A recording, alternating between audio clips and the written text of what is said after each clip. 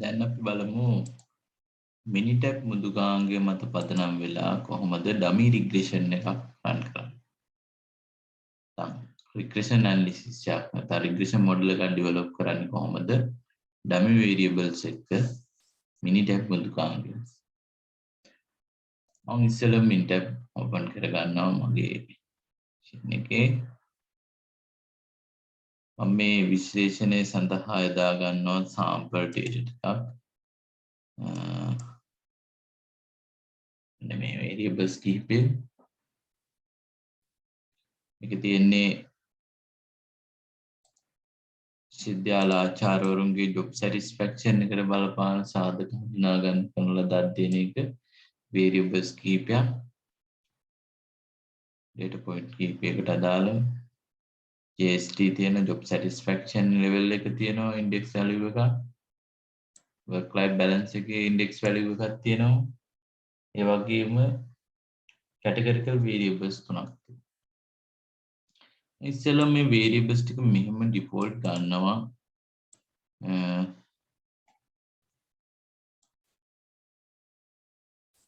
මම open කරගත්තු Minitab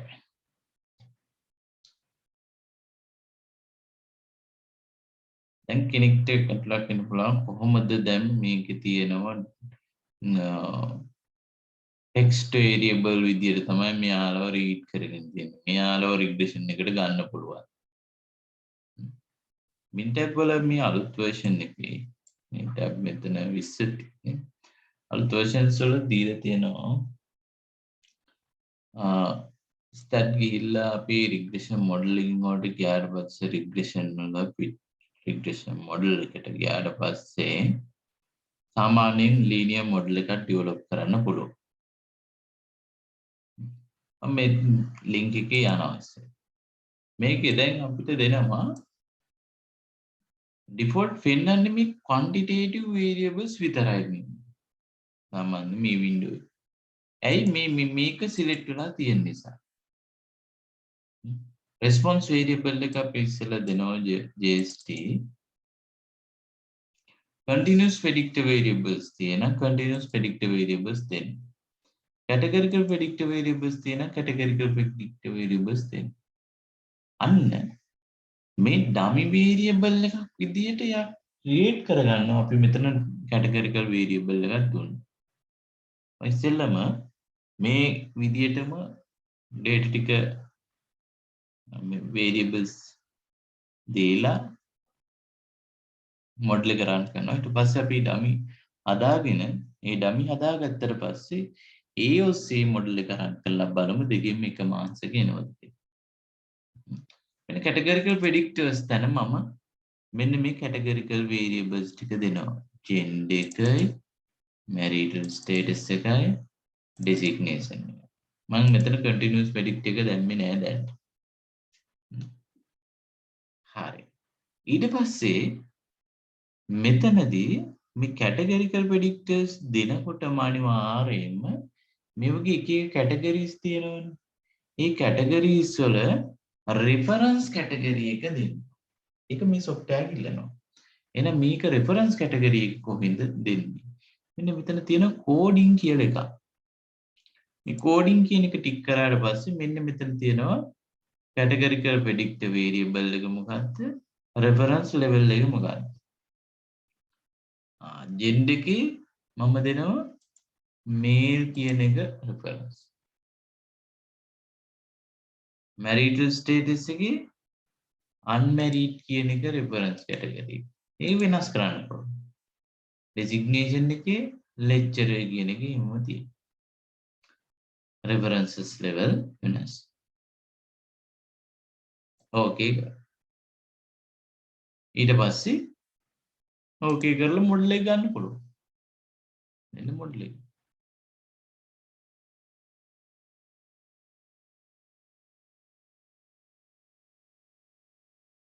දැන් 62 නැත්නම් මෙතන බිඳුව කියන එක අපිට නොසලකා හරින්න පුළුවන් මේ බිඳුව තියෙන coefficient එක නේද?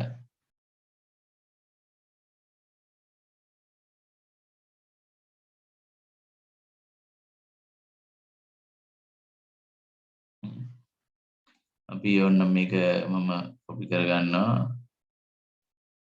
Word document එක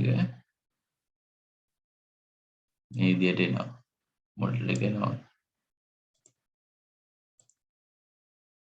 ඒකේ අපිට පුළුවන්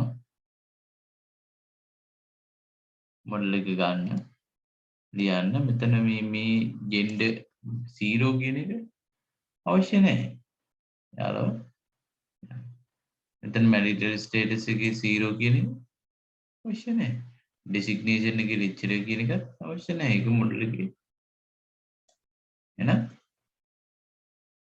ඔන්න මොඩල් එක ඔය coefficient ටික තමයි අපිට මොඩල් එකේ මෙතන දෙන්නේ පල්ලෙහා 62.63 constant female කියන එක gender එකේ අපි මේ represent කරන්න gender කියන variable එක female ඇයි male එක reference විදියට අපි අතන දීපු නිසා marital status එකේ represent කරන්න මෙතන married කියන එක unmarried කියන එක අපි අතන reference එක විදියට දීපු නිසා designation එකේ lecturer කියන එක reference විදියට දීපු නිසා අනිත් categories දෙකට දාලව coefficient එකයි p values එහෙම දීලා තියෙනවා. එතකොට මේකට අනුව අපිට පේනවා female කියන variable එක not significant A dummy variable එක significant වෙන්නේ නැහැ. අනෙත් dummies ඔක්කොම significant වෙනවා. model එකකින් capture කරනවා 84%.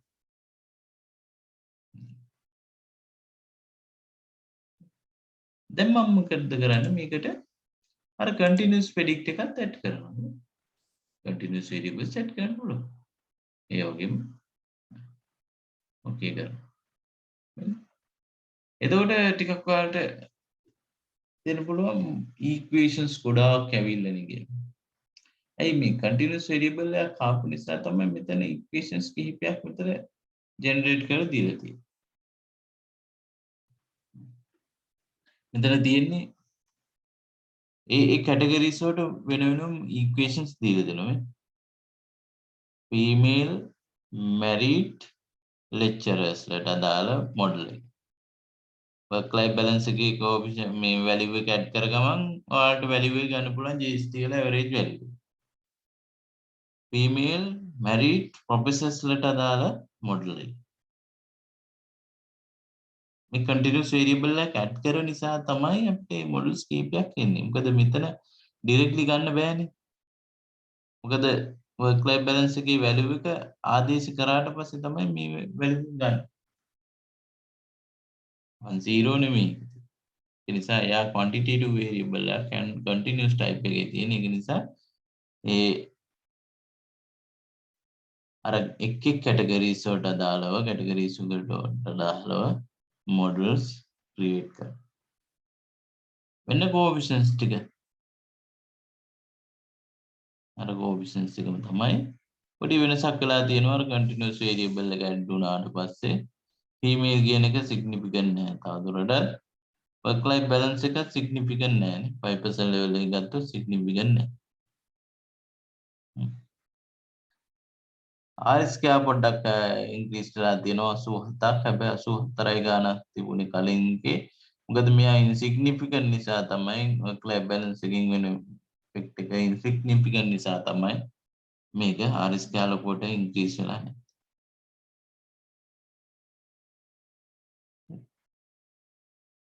දැන් බලමු අපි දැන් මේ තියෙන්නේ automatically අපිට මේකෙදි dummies create කරගන්න එකනේ අපි dummies create කරගෙන තියෙයි නම් අපිට පුළුවන් ඒක මේකට add කරගන්න. දැන් කොහොමද බලමු. මම මේකේ dummies create කරගත්තා. මෙන්න මේ females ලා මම මේ dummies create කරගන්න ආකාරය කලින් වීඩියෝ එකදී අපි explain කරා. females කියලා අපිට එකක් create කරගෙන තියෙනවා. marital status එකේ category දෙකක් නිසා married කියන එක represent කරන්න එක dummy එකක් create කරගෙන තියෙනවා. designation එකේ lecturer category එක reference level එක විදිහට අරගෙන dummies දෙකක් ගත්තා. ඒකේ categories තුනක් තියෙන නිසා මන් මෙන්න මේ ඩමීස් ටික අරගෙන යනවා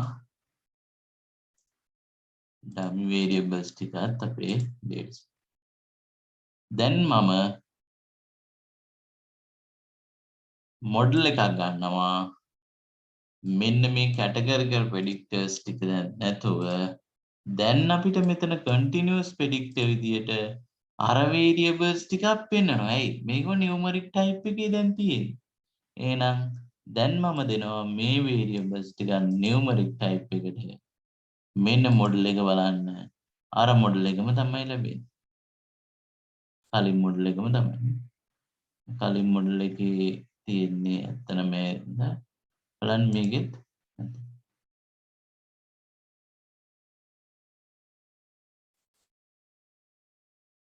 මේ කෝවිෂන්ස් ටිකම ලැබෙනවා.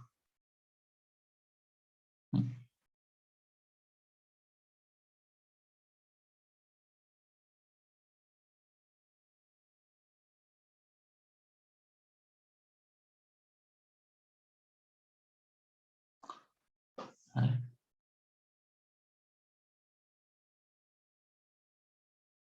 ඔන්නම් කෙනෙක්ට මෙහෙම කරන්න පුළුවන්. දැන් මේකෙදි මෙතම work life balance එක කරක් දීලා දැන් බලන්න මෙතන categorical variables ටික විදියට female merit දීලා බලන්න. එතකොට ලැබෙන්නේ අර females වලට දැන් තියෙන කෝඩ් නේ තියෙන්නේ නම නෙමෙයි කෝඩ් එක තියෙන්නේ.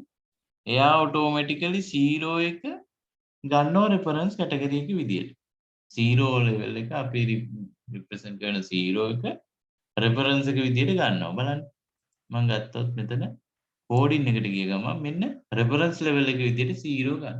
එහෙනම් අපිට මේ පහසුයි data set එක enter කරන අධ්‍යයනයේදීම dummy variable එකක් අපි regression model එකකට යොදා ගන්න බලාපොරොත්තු වෙන dummy variable එකක් decode කරනකොට 0 1 category එකේ yes no වගේ category දෙකක් නම් 0 1 කියන විදියට අපිට decode කරගත්තා නම් regression එක run කරනකොට මෙතන Minitab වල ඉතා පහසුවෙන් යා අපිට වෙනස් කරන්න දෙකුත් නැහැ 0 කියන එක reference විදියට අරගෙන 1 එකට මොඩල් එක හදන්න. automatic මොඩල් එකේ වෙනසක් වෙන්නේ නැහැ. ඊට පස්සේ ඔයාලට පුළුවන් මොඩල් එකේ අනිත් සියලුම diagnostic test කලින් විදියටම තමයි ඒවා ටෙස්ට් කරලා බලන්න පුළුවන් ඕනම මොඩල් එකකදී බලනවා වගේ.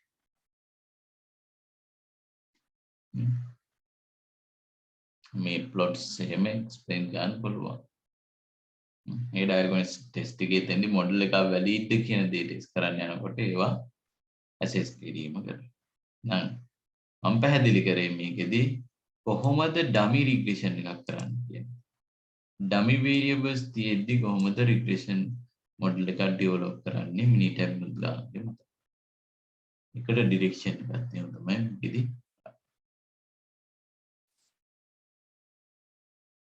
එහෙනම් Minitab එකේදී මේ dummies කියා create කර ඉන්න අවශ්‍ය නැහැ. create කරත් එකයි නැතත් එකයි automatically අපිට categorical variables තිබුණා dummy regression එක run කරන්න පුළුවන්. dummies හදාගෙන තියෙන නම් අපි කලින් ඒව දාගෙන model එක run කරන්න පුළුවන්. අපි බලමු ඊළඟ වීඩියෝ එකේදී මේ dummy regression එක අපි SPSS වලින් කොහොමද run කරන්නේ කියන දේ. කට්ටියටම thank you. වීඩියෝ එක නරඹුවට